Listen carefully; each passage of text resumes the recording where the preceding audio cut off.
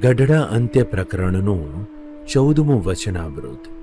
પછી અયોધ્યા પ્રસાદજીએ પૂછ્યું છે, એકની તો બુદ્ધિ પણ ઘણી હોય ને શાસ્ત્રમાં પણ બહુ દ્રષ્ટિ પૂગતી હોય, ને બીજો છે તેની તો બુદ્ધિ પણ થોડી હોય ને શાસ્ત્રમાં પણ જાજુ જાણતો ન હોય, અને ઘણી બુદ્ધિવાળો હોય તે સત્સંગમાંથી વિમુખ થઈ જાય છે, ને થોડી બુદ્ધિવાળો હોય તે દ્રઢ થકો સત્સંગમાં રહે છે.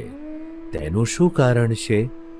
પછી શ્રીજી મહારાજ બોલ્યા છે, આ સંસારને વિશે દૈવી ને આસુરી બે પ્રકારના જીવ છે.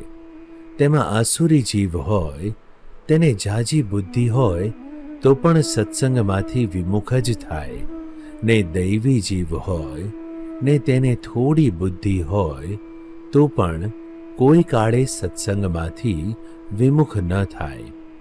જેમ મરચાનું બીજ હોય ને લીમડાનું બીજ હોય ને શિંગડિયા વચનાગનું બીજ હોય, તેને વાવીને નિત્ય સાકરનું પાણી સિંચીએ તો પણ મરચા તે તીખા જ થાય, ને લીમડો તે કડવો જ થાય, ને શિંગડિયો વચનાગ તે ઝેર જ થાય.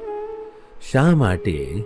જે એનું બીજ ભૂંડું છે, અને શેલડીને વાવીને લીમડાના પાનનું ખાતર નાખીએ ને કડવું પાણી સિંચ્યા કરીએ તો પણ શેલડીનો રસ તે મીઠો જ થાય.